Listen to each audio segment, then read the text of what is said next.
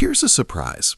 In a country where only 0.34% of the population is Catholic, about 431,100 people, something unexpected is happening. Young Japanese converts are quietly choosing the traditional Latin Mass over the modern rite, and they're doing it despite resistance from their own bishops. Let me explain why. First, let's talk about aesthetics. Japanese culture has a deep appreciation for ma, the sacred pause, the silence between sounds that carries more power than the sounds themselves. One description calls it the moment of no action, the stillness and silence that is filled with more powerful energy than the moments of action on the classic no stage. The silent canon of the traditional Latin Mass resonates perfectly with this cultural sensitivity. Modern Japanese parishes, by contrast, often feel visually and auditorily minimalist, but not in a sacred way. One young Japanese convert told me, "The Novus Ordo feels like a meeting, the Latin Mass feels like a mystery." There's also a historical parallel that many Japanese converts feel instinctively. The Bushido Code, the way of the warrior, emphasized 7 virtues: rectitude, courage, benevolence, politeness, sincerity, honor, and loyalty. These same virtues find expression in the precise hierarchical movements of the traditional liturgy. Then there are the Kakure Kirishitan, the hidden Christians who went underground during the Edo period's persecution of Christianity. They preserved their faith by memorizing prayers in Latin, Portuguese, and Spanish, passing them down orally for generations. One SCMP report from June 2025 noted that the last remaining hidden Christians on Ikitsuki Island still intone prayers that blend Latin, Portuguese, and Japanese. That's not ancient history, that's a living memory, and it creates a genetic memory that rejects modern liturgical informalities. So here's the tension.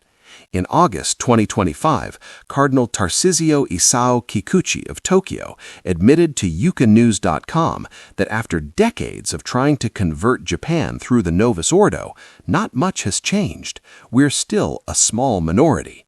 He noted that some people in Japan prefer traditional Catholic practices, such as the Latin Mass, with lots of incense and a mystical atmosphere, because it helps them disconnect from the Church's political or social teachings.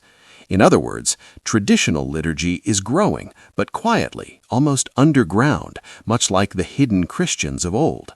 Meanwhile, the mainstream Japanese church is aging. The Catholic population has declined from 439,725 in 2014 to around 431,000 today. Young people are absent from society overall, as Cardinal Kikuchi put it. And yet, the traditional Latin Mass communities are sustained by a handful of dedicated priests. In Tokyo, the Archdiocese announced in March 2026 that Father John Mary Michael Tadashi Furuichi will take over celebrating the TLM once a month, rotating among 3 churches, Kanda, Tsukiji, and Koenji. Once a month, for a city of nearly 14 million people. That's not abundance, that's survival. So why are young Japanese converts drawn to this?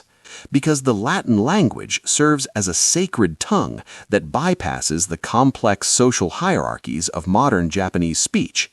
In Japanese, the level of politeness changes depending on who you're addressing. Latin doesn't. It's equalizing. It's objective.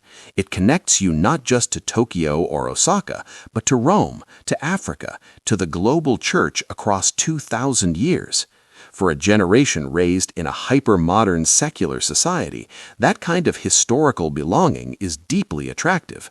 As one young convert in a 2026 Catholic documentary put it, the Latin Mass doesn't ask me to be Japanese or Western, it asks me to be Catholic. So, what happens next? The mainstream Japanese church is aging. The traditional communities are small but fervent. They're connected through digital networks and international traditionalist groups like Una Voce Japan, and they're sustained by priests from the FSSP, ICKSP, and the Institute of the Good Shepherd.